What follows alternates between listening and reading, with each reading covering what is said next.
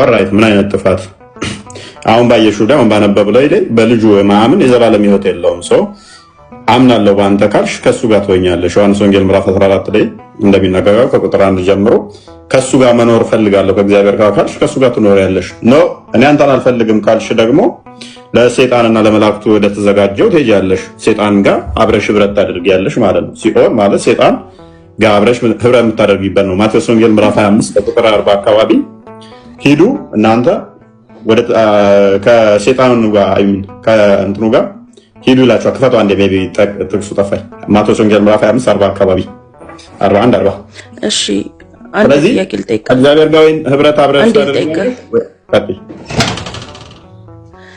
አንተ ስትፈጠር ክርስትና ተነስተሃል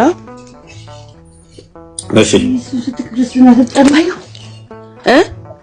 እሺ ቀጥል ክርስትና ተነስተሃል ክርስትና ተነስቻለሁ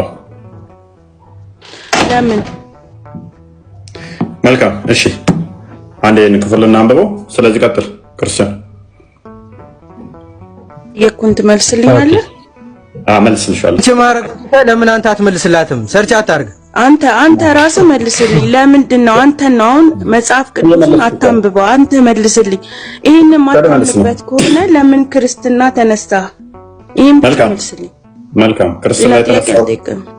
ክርስትና የተነሳሁት ምንድነው እሱ ዳግም መወለድ ስላለብኝ ክርስቶስን መልበስ ስላለብኝ ክርስትና ተነስቻለሁ ዳግም መወለድ ስላለብኝ አንዴ እኮ ተፈጥረሃል አይደል አንዴ እስከ ተፈጠርክ ድረስ ለምንድን ነው ክርስቲያን ሆነ እስከ ተፈጠርክ ድረስ ለምን ክርስትና ተነሳለህ ክርስትና ማለት ወደ ክርስትና መምጣት ማለት ነው አይደል አልተሳሳትኩም ክርስቶስን የምንለብስበት ነው ከክርስቶስ ጋር በመሆኑ በቃ ክርስትና ማለት አይ ይሄን መልስልኝ ክርስትና ማለት ክርስቲያን ነው እንደምትለብሰው አብዱ ይኸውልህ ሲጀመር ማለት ነው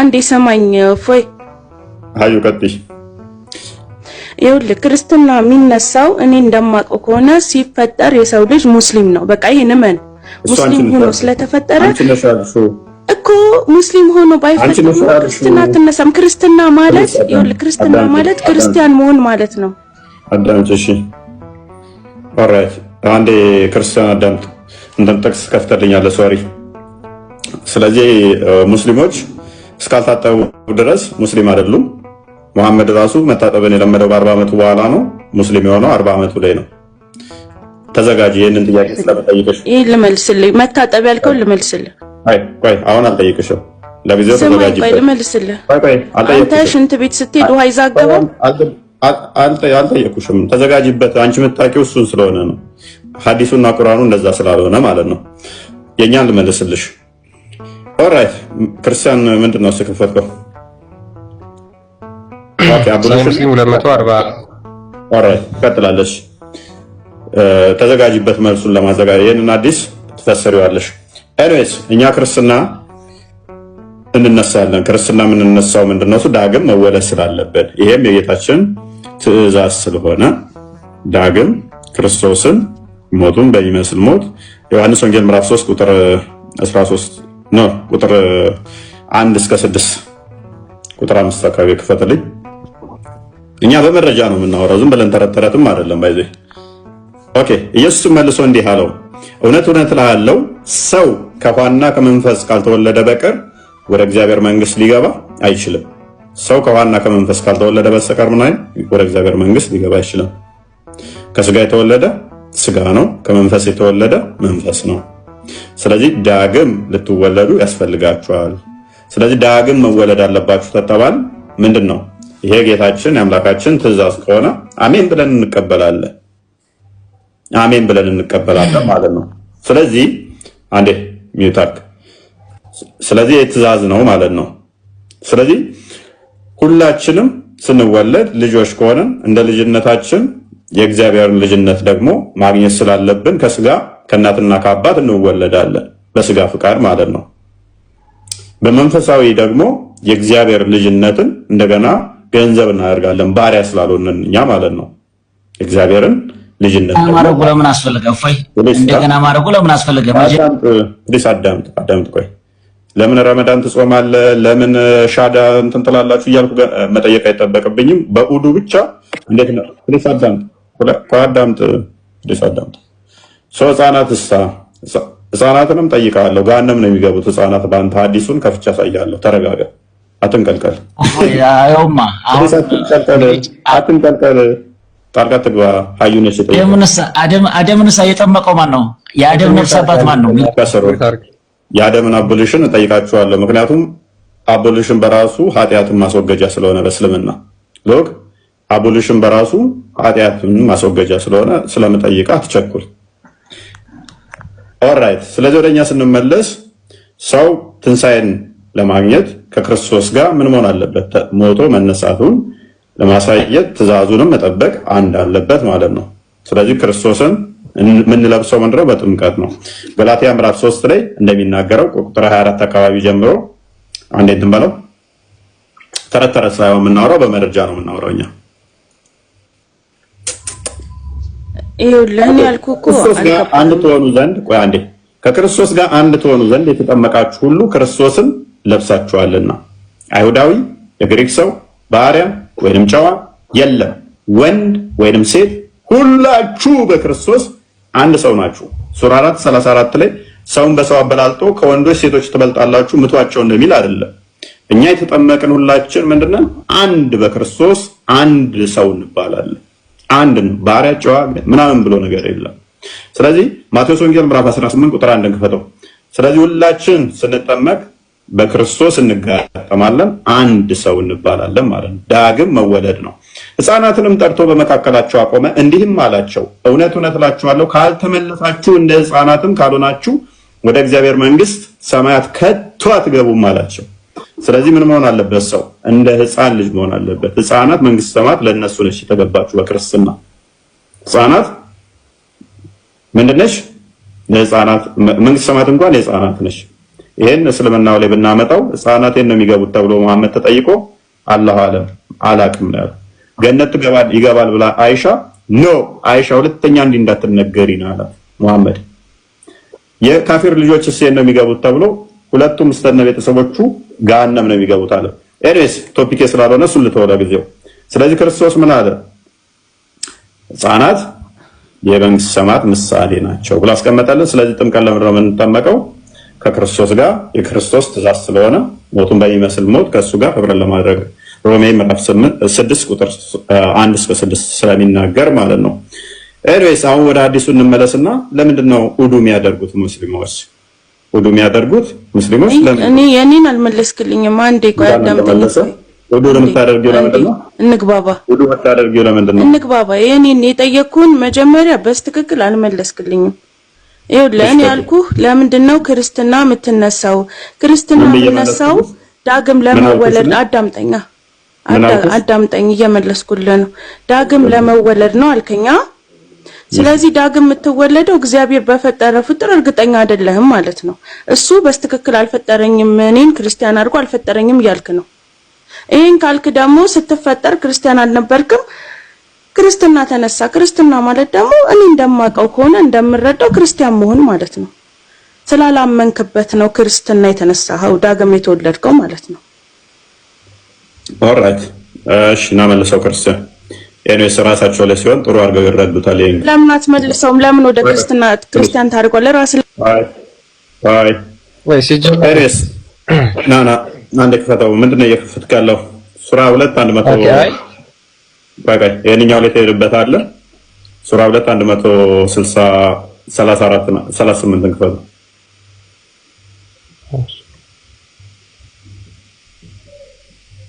ኤኒዌይስ እኛ ትእዛዝ እናከብራለን። ሙስሊሞች ደግሞ ትእዛዝ ማክበር የለባችሁም። ትእዛዝ የምታከብሩ ከሆነ አይ በፊት አልነበራችሁም የሚል ፐርሚስ እየሰራች ነው። ስለዚህ እነሱ በጾም ሲጾሙ ረመዳን ለምሳሌ በፊት ሙስሊም ስላልሆኑ ነው ጾም መጾም የጀመሩት ማለት ነው።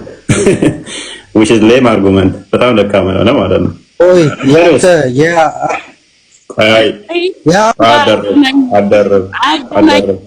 ቆይ አንድ ሰው ረመዳንን ካልጾመ ሙስሊም አይደለም። ለምን ታረጋኛለህ? ላንቺ ነው እኮ ያልተገናኘ መሰለሽ እህታችን። የኛን አስተምሮ ስለማታውቂ ላንቺ ያልተገናኘ መሰለሽ። ረመዳንን ካልጾመ አንድ ሰው ሙስሊም ይሆናል? ይኸውልህ ረመዳንን ካልጾመ እኛው ምን ሰግደው ለአላህ ነው አይደለ? 5 ወቅት ሰላት ምን ሰግደው ለአላህ ነው። ለአላህ መስገድ ስላለብን ምን ጾመውም ይሄ ከትውልድ ጋር ምን ያገናኘዋል? እኔ ጠየቅኳት። በቃ አላህን ልጠቅመው ነው ምጾምለት።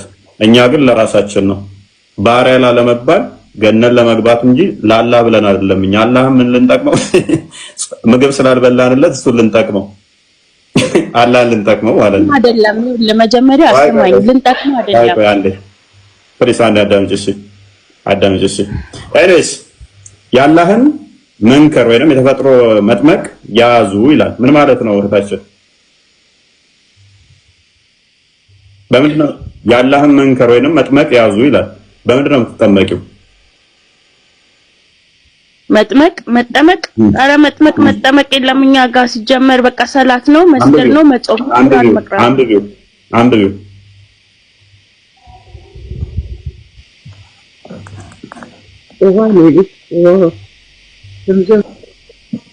እፎይ አትረብሽ። አንብቢው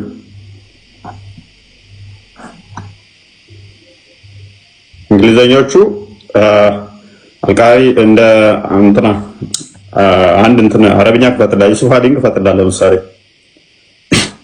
ባፕቲዝም ነው የሚለው፣ ጥምቀት ነው የሚለው። በየቀኑ ነው የምትጠመቂው አንቺ። እሱም ደግሞ ምንድነው እሱ አቦሉሽን አንተ የምትጠመቂው ያልከኝ የሚደረገው አይደለ? እኔ አይደለሁም ያልኩሽ ቁርአንሽ ነው የሚለው እኮ። ልመልስልህ ታዲያ አንብቢው ቁርአንሽን አንብቢው። ልመልስልህ ቁርአኑን አንብቢው። ምንድነው የሚለው እኮ? ልመልስልህ መጠመቅ ያልከውን ልመልስልህ። የለም ብላ ነበር መጀመሪያ። ያ መጠመቅ ያልከውን ይኸው እኛ መጠመቅ አይደለም ውዱ ነው የምናደርገው። እሱንም ሰላት ለመስገድ ነው ማለት ነው። አንድ ባፕቲዝም ማለት ምን ማለት ነው? ፕሊዝ ባፕቲዝም ማለት ምን ማለት ነው?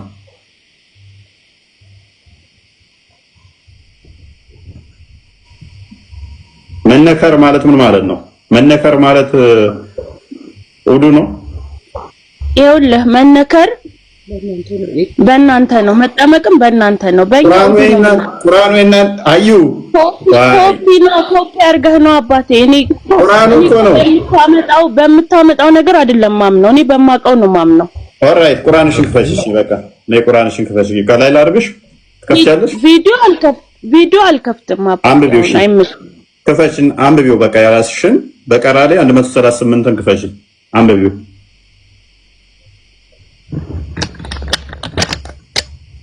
ዋይ ችግር ሆነብን እኮ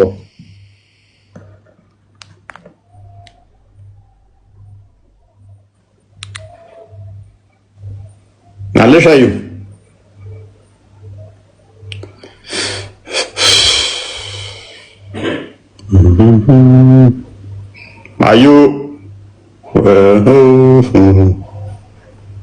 ኤኒዌይስ ባፕቲዝም ነው የሚለው። እንዴት ነው የምትጠመቂው? ምን ውስጥ ነው የምትነከሪው? ይኸውልህ ቆይ ላስረዳህ፣ ስማኝ። እሺ ቀጥይ። ይኸውልህ አንተ መጠመቅ የምትለው እኔ አይደለሁም ያልኩት አንተ ብለሽ እንዳትዪ። እሺ በቃ እሺ መጠመቅ ያልከው ቁርአኑ የሚለው በይ። ስማኝ ቁርአኑ የሚለው ልበልልህ፣ ስለማውቀው ልበልልህ። ውዱ ነው የምናደርገው። ውዱ ማለት ውዱ ለምን አብታረጉ? ይኸውልህ ሰላት ለመስገድ ውዱ እናደርጋለን። ውዱ ማለት ደግሞ ንጽህና ነው፣ መታጠብ ነው። አይደለም። እሺ ኃጢአት ይቅር እንዲባል ነው። ለመስገድ ነው። ሰላትን ለአላህ ነው የምትሰግደው። አዩ ጸሎት ለምን እንደምታደርገው? እሺ ልጠይቅ፣ ጸሎት ታደርጋለህ? ቆይ አንዴ አዳምጪ። ውዱ ሳታደርጊ ሰላት ብትሰግጂ ሰላትሽ ተቀባይነት አለው? አይኖረውም። ጎበዝ። ሰላት ማይሰግድ ሰው ሙስሊም መሆን ይችላል? ሲጀምር ሰላት የማይሰግድ ሰው ሙስሊም አይደለም። ከሙስሊምም ሲጀምር ከእናንተ የምንለየው እኮ በሰላት ጨረስን። ስለዚህ አዩ አርጉመንቱ እንዴት እንደሚሰራ ሰላት ሳትታጠቢ ወይንም ደግሞ ውዱ ማያደርግ ሰው ሰላቱ ተቀባይነት የለውም። በደንብ አስተውሉ። ቆይ አዳምጪ፣ ፕሊስ አዳምጪ። አንተ ጠየቅከኝ መለስኩልሽ። ቆይ አዳምጪ፣ አርጉመንቱ በደንብ ይግባሽ። ውዱ ማያደርግ ካልታጠበ ጸሎቱ ተቀባይነት የለውም። አንድ በሉ የመጀመሪያ ፐርሚስ፣ ካልታጠበ ጸሎቱ ተቀባይነት የለውም። ሰላት ማይሰግድ ሰው ደግሞ ሙስሊም አይደለም። ስለዚህ በቀን 5 ጊዜ ግዴታ ውሃ ውስጥ መሞጫረቅ ሙስሊም ለመሆን ግዴታ ነው። በውሃ በቀን 5 ጊዜ መታጠብ ግዴታ ሙስሊም ለመሆን፣ አለበለዚያ ሙስሊም አይደለች። ሐዲሱን አንብበው ክርስቲያን